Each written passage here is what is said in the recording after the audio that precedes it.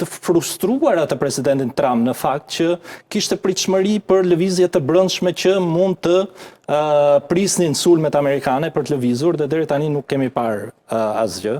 Po ashtu ishte një zhgënjim për SBA dhe qëndrimi kurdëve në fakt, të cilët refuzuan që të bëhen pjesë e sulmeve në Irak dhe ne kemi parë të gjithë leadershipin kurd që ta refuzoi këtë. Në fakt, unë kam qenë në Erbil shumë vite përpara kur punonim Ministrinë e Mbrojtjes dhe kemi takuar edhe Masud Barzanin, udhëheqësin e famshëm të Kurdistanit të Irakut.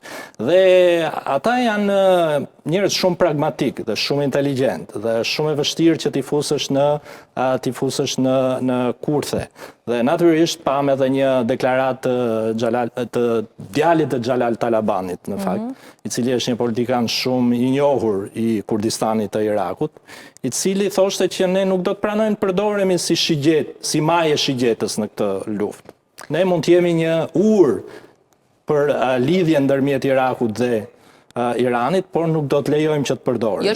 Në këtë pikpamje shohim që të shumë prej pritshmërive nuk janë realizuar. Natyrisht që Shtetet Bashkuara të Amerikës dhe Izraeli kanë kapacitete ushtarake të jashtëzakonshme dhe ne po i shohim se si ato përdoren në Iran.